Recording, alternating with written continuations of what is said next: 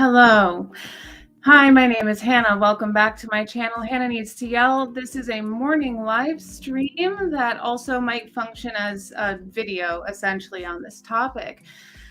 But I'm very excited to talk about this because I've been very interested for a while in the Danny Masterson trial. Really, what's happened is I have found myself to be a bit of a niche diver over my years of watching YouTube. And the niche that I've recently been into, as more of a lurker than a commenter, I will admit. So nobody probably knows that I'm there. But the recent niche that I've been into is Scientology, this network of channels called SPTV, with a bunch of former Scientologists talking about the crimes, the abuses of the Scientology system, which now that I said the A word, this video might be demonetized. So, like, subscribe, share, super chat if you want, no requirement. Where's my chat? Hi, chat. Good morning. Hi, people. I haven't done a live in a while. But yeah, so the trial that's going on right now involves Scientology. It involves a Scientologist, Danny Masterson, who was on that 70s show, which I've honestly never watched it, but he's that recognizable guy with the curly hair and the sunglasses and the multiple SA allegations against him. So we're going to talk about that this morning, and especially because this trial is not televised. There's no recording of any kind allowed inside, I think, except for just the reporters. I think that it's important to try to get information out there. The trial officially started yesterday, and it is a retrial, really.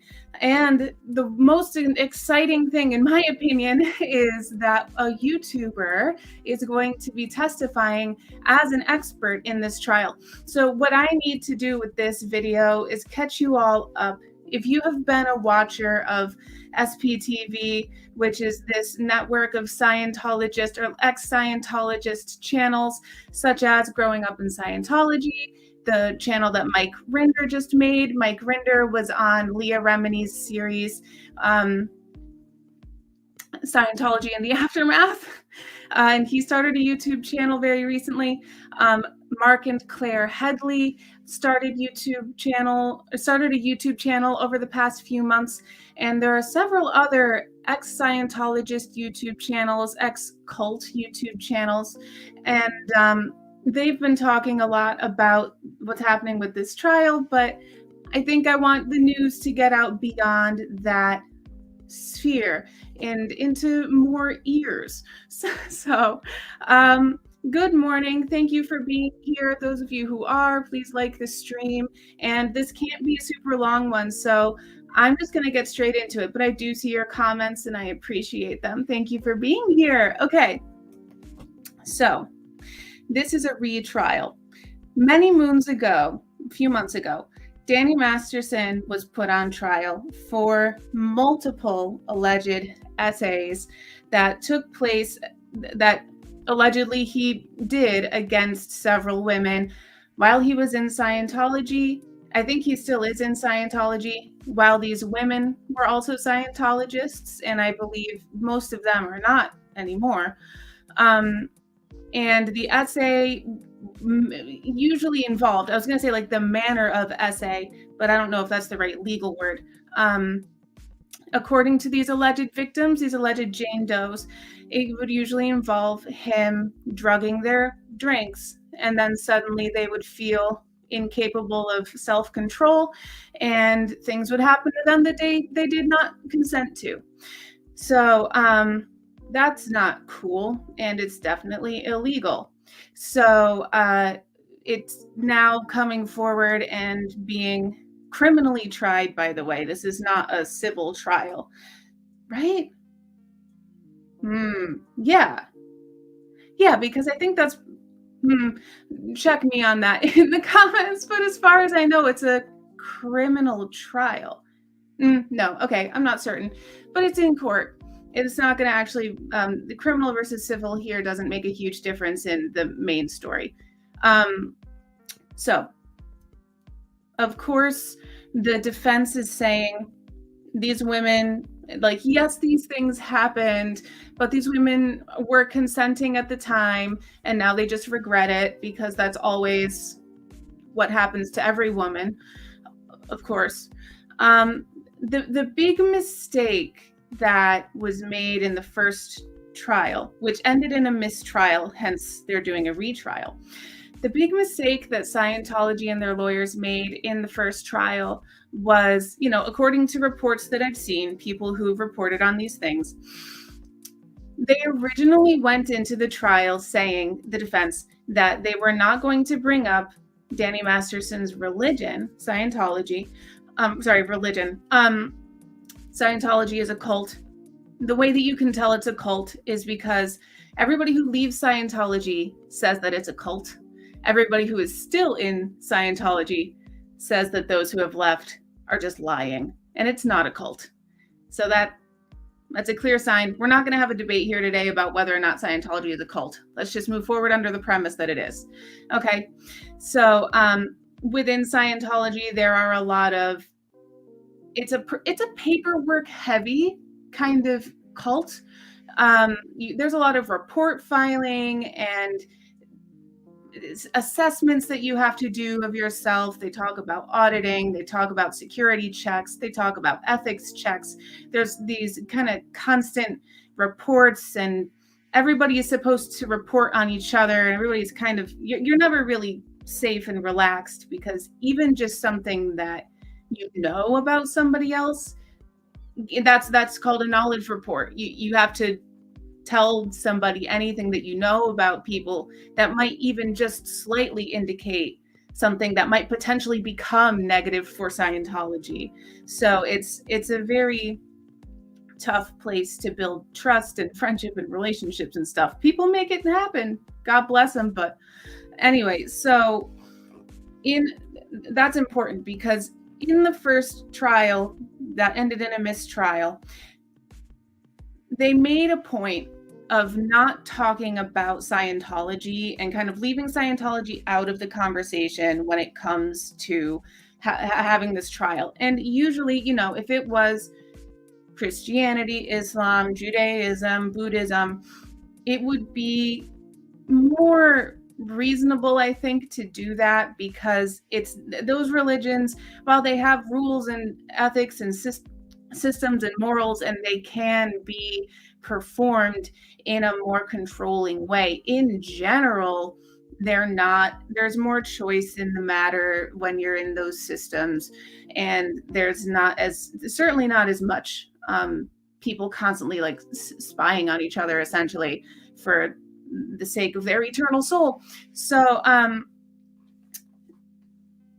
when they chose to leave Scientology out of the conversation, part of what that did, it made it harder for the prosecution to prove their case, because within Scientology, these alleged victims have within Scientology, there is their own way of handling misdeeds. So what Danny Masterson allegedly did to these women was reported through the Scientology system of reports. And then they're like, well, we handled it. You don't need to go to the police because we took care of it. We're we're the ones who hand down the law here, which is not how it should go. There's never a time that an SA or an A or a child SA or really any crime should be handled by a religious group, because that's not their function in society. Their function is spiritual. It is not legal. But because of the high control group that this is, they convinced these women, multiple alleged victims, that it's actually, to be honest with you, according to these former Scientologists who have these YouTube channels, it is a crime within Scientology, a Scientology crime, to go to the police about something. It's a very anti-government, anti-police cult. So if it's like, if you take what happened to you to the police to get it properly sorted out, then you're essentially about to be excommunicated. And when Scientology excommunicates people, those people are forced to be disconnected from their family, their friends, everybody that they know who's still within Scientology. And the disconnection is very severe. They do not communicate with you once you're disconnected. So it's a big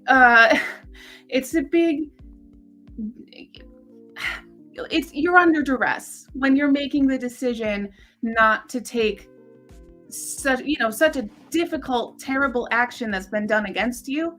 You can't take it to the police, because if you do, you'll never see your friends and family again. It's wild. So by not allowing testimony about Scientology to come in, they took away the victims being able to talk about that element of it. Therefore, their actions made a lot less sense to the jury.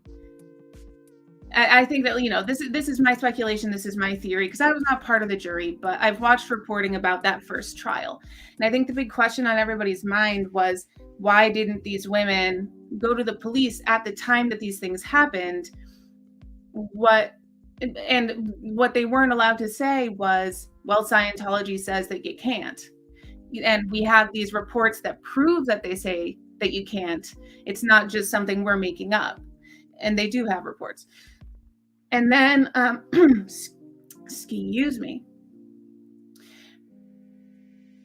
What that also did, I'm trying to think if there was, because that was a strike against the prosecution being able to make their case. I can't think if there was anything but a positive impact on the defense in their case. I don't think there was anything negative toward the defense, which is Danny Masterson's side of this. I don't think there were any negative consequences from not being able to talk about Scientology. I think it was only positive for Danny and only negative for the alleged victims. So that was frustrating for a lot of the ex-Scientologists who know how this goes, that whole portion was excluded from the conversation. However, thankfully, somebody on the defense team is an idiot. And when they went from, like I said, they went into this trial with the defense, the first trial, with the defense of, yes, these sexual acts happened, but all the women consented to it. It was consensual, everything was good. But as they got into interviewing the Jane Does themselves on the stand, they veered off of that strategy, and they started implying or asking questions or whatever, that not only were they were no longer saying this happened, but you consented to it. Now they were saying that this didn't actually happen. No, this isn't the way that you remember it, that didn't happen. And because of how report heavy Scientology is, there are reports about these things happening. There are records of women going to Scientology. They didn't make this shit up, is what I'm saying. So this time around, because the first one ended in a mistrial, it was a hung jury, and hung by more than one person, by the way. There were several people who weren't sure where to fall. This time around, Scientology is being allowed in as a subject matter. So the alleged victim's behavior can be explained in a way that makes sense.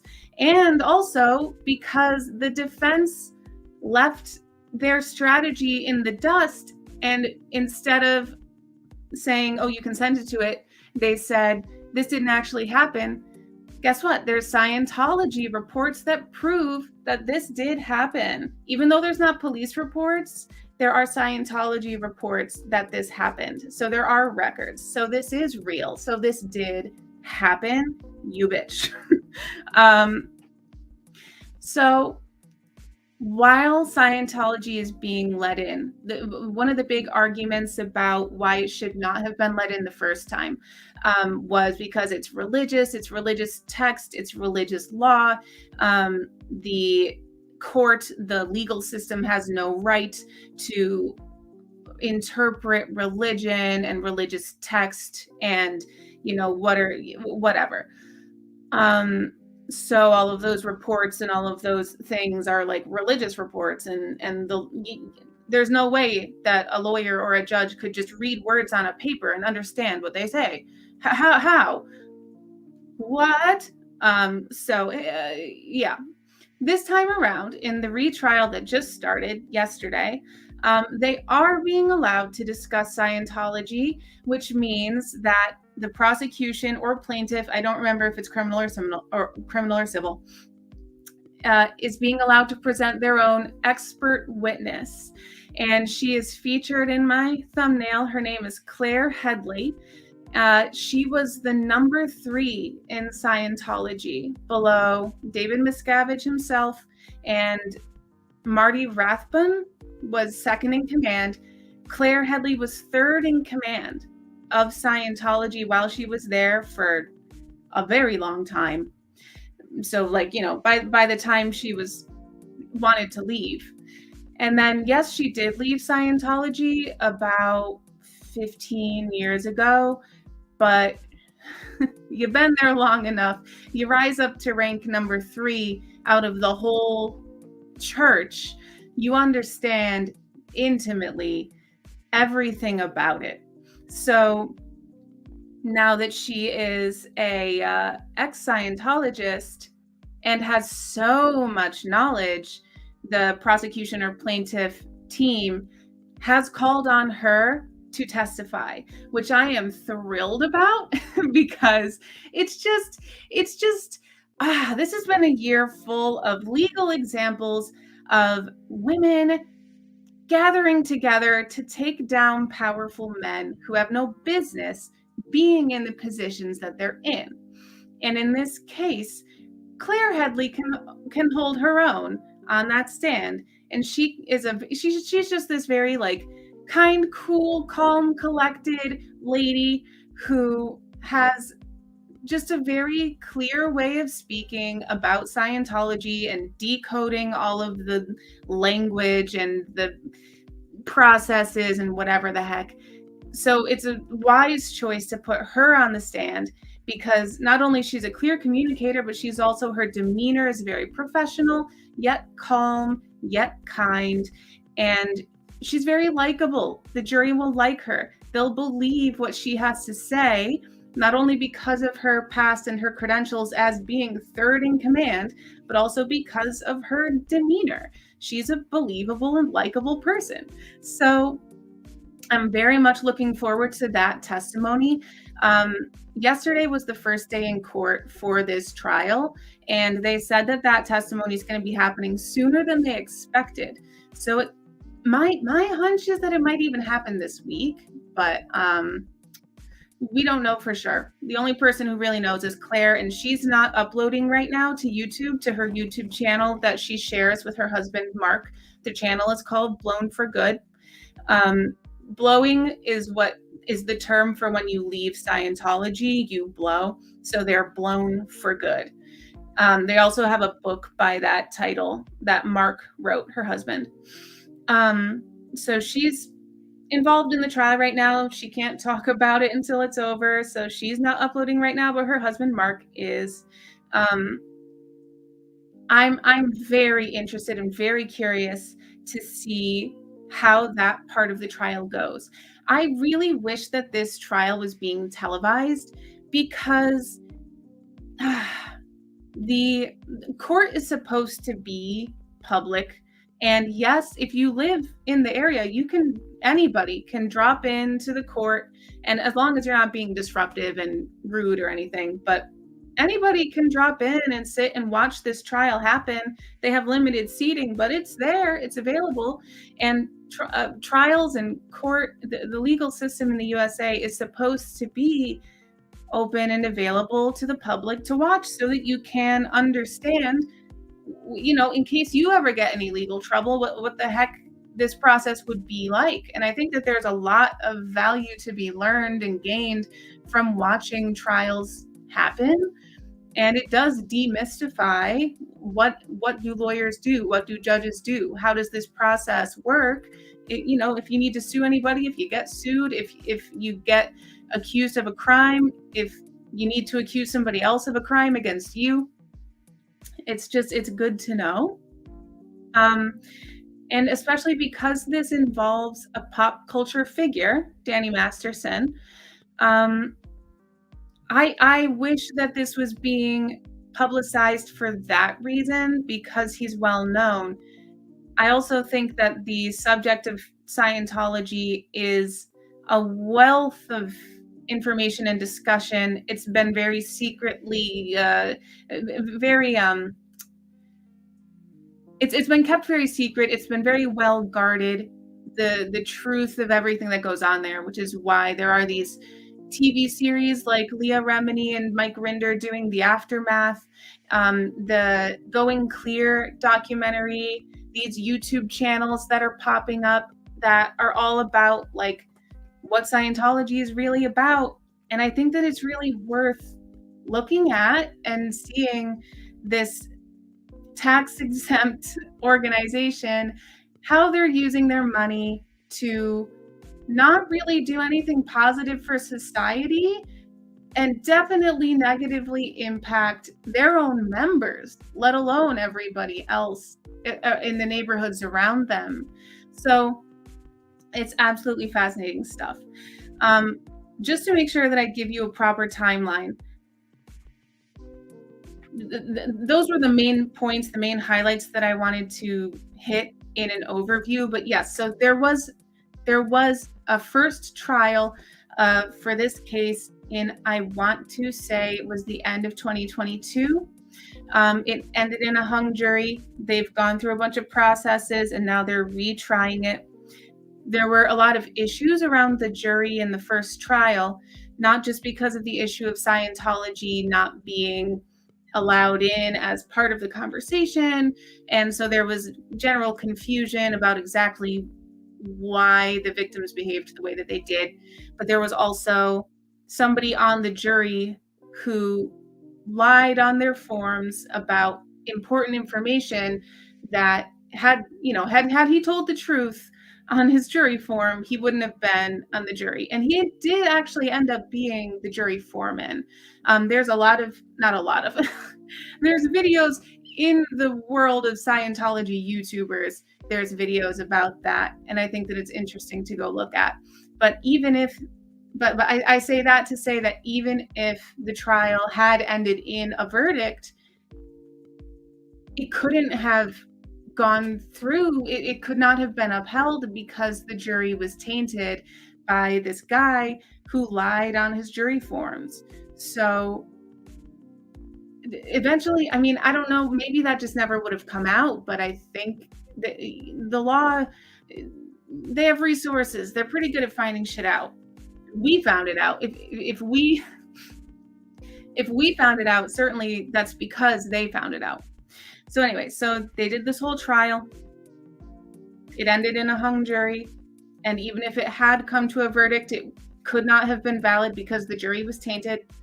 They re-practiced everything, I guess, refigured everything, got the judge to allow in the Scientology material because of the defense's own stupid behavior. Now they have to deal with the consequences of their actions on that one. And now Scientology will be a topic in this trial moving forward, which I think is so valuable for context as to not only how the alleged victims, the Jane Does, behaved following the alleged acts against them, but also how Danny Masterson was protected by Scientology, because they do that. They do be playing favorites a lot. And because he had a big role on TV, there was a lot of protection put in place around him. There's still Scientology warriors, Scientology lawyers working with him and his personal lawyers and kind of working on behalf of Scientology. And even in the last trial, there was like witness intimidation going on that the judge learned about between trials. Basically, one thing I'm really happy about is based on reports that have come out about how yesterday went. Yesterday was the first day of trial. The judge has had it with the defense. Yesterday was opening statements and the very beginning of testimony from Jane Doe number 3, whose testimony will continue today. The judge was very, I don't want to say spicy because she was just correct. She made it clear that the defense, who has been trying to stall this retrial and find reasons either not to have it or to delay it, she has made it clear that the defense's tactics are not going to work. They are not going to tell her what to do. And basically, they need to check themselves before they wreck themselves, because she is not holding back on correcting people who need to be corrected. She's like, during opening statements, she had to do a couple of sidebars to talk with the lawyers about what the fuck are you doing. And she said at the end of the day, apparently, she's not doing any more sidebars. She's she's going to be sending the jury out whenever she needs to talk to the lawyers about some shit they're pulling. And she's like, the jury will be well aware of why they're being sent out of the room. Because I guess, you don't have to hide the fact that basically, instead of just saying, jury, please take a quick break, we have something to discuss, it might be more of a like, okay, jury, why don't you go take a break? Me and the lawyers have to figure out how this works. A little tone of voice change that doesn't impact the record, that kind of thing. So anyway, there's more to come with this trial. There's a lot of online reporting about it from the YouTube channels that I've mentioned. Again, Growing Up in Scientology with Aaron. I forgot his last name. I don't know if I even want to mention last names. Blown for Good with Claire Headley and Mark Headley. Again, Claire Headley is going to be testifying as a Scientology expert, as she well deserves that title. And I'm sure the defense is going to try to pull some shit during that. So that'll be very interesting to look forward to. I also recommend Mike Rinder's channel. He is the one who co-produced and was featured on Leah Remini's series, Scientology and the Aftermath.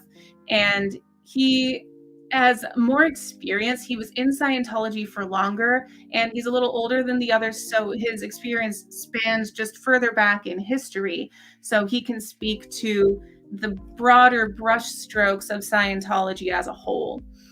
He's also cute as a button, so that's fun. And as far as Leah Remini, I've mentioned her a couple of times. I want to give her some props because she has been such a vocal spokesperson for Scientology, for ex-Scientologists, for all of these various lawsuits that have been popping up, and just seeing that justice is done for victims of Scientology. Ever since her series Scientology and the Aftermath, she has been attending trials. She has been sitting in, even when little motions are being made at little hearings and things that might not really impact her. None of this impacts her, but she shows up to give support to alleged victims and people who are there who have been wronged by Scientology, even if she's just sitting in the back seat and holding the person's hand or arm around them while the lawyers do all the talking up in the front. She's not there to be a star. She's there for moral support. And honestly, I think her presence gives gravity and gives weight to a lot of these trials and what's going on. So I appreciate her because, you know, she's made her money, she's made her TV series. She could be off living it up and just be like, well, I told my story. I don't need to care about these other people and theirs, but she does. And I really appreciate seeing that kind of behavior and dedication and support, especially women supporting women in a case like this from A-list celebs, which she might be a little more B-list these days, but especially from the era of that 70s show, she was definitely A-list then. So anyway, I need to wrap up. I'm sorry, this was like a short little stream. Please like the stream before you go. Subscribe to my channel if you have not. Let me know if you want more updates on this trial and this whole situation. There is a lot more to come. We are on day 2 of the trial today, and Claire has not yet testified. I might be giving some more updates on this. Let me know. Also, I am working on a video that I hope to publish sometime this week. My cat is passionately trying to get into this room. So, is there anything else? Oh, fun little tidbit. Leah was sitting. This is the last thing. Leah Remini is present in the audience at this trial, and the defense tried to make a motion yesterday to have her removed from the room. Did not succeed on that. However, when they got up to make their opening statements, they put an easel right in front of where she was sitting so that the jury couldn't look at her while they were giving their opening, and they had their presentation easel, and they just smacked it right in front of Leah's face so that nobody could look over and see Leah Remini. There's a lot of petty from the Church of Scientology, the witness intimidation, the fair gaming, the stalking people. And even in court, where things are very strict and structured and there's a lot of rules, they still figure out ways to be petty little bitches, which is delightful to watch, terrible to experience. So I'm not here to make fun as much as I am to do what I do, point out what I point out. You all know me. And let me know if you want more cult content on this channel, because I've been diving into that world a bit, and especially realizing some things about my own religious past. So there's a wealth of information there to be uncovered. Anyway, before you subscribe to me to hear about Scientology, subscribe to the members of SPTV, Aaron at Growing Up in Scientology, Mike Rinder, and the Headleys at Blown for Good, among several other channels. They'll tell you about all the new channels that are up and coming. And you can also watch through, especially Growing Up in Scientology, has videos upon videos about the original trial and then the retrial of the Danny Masterson case. So I've got to go to work. I'm actually officially ending it now. Thank you so much for watching. I hope you like, subscribe, share the video, perhaps with a friend. You should read this article by Harper's Bazaar about this guy who infiltrated cults and rescued people from them. I'm glad that there's people out there doing that, because it needs to be done. Thank you, Carly. All right, I've got to run. Thank you so much, guys, and hopefully I'll see you for another morning, maybe sometime this week, depending on when I get my video published. Okay, bye.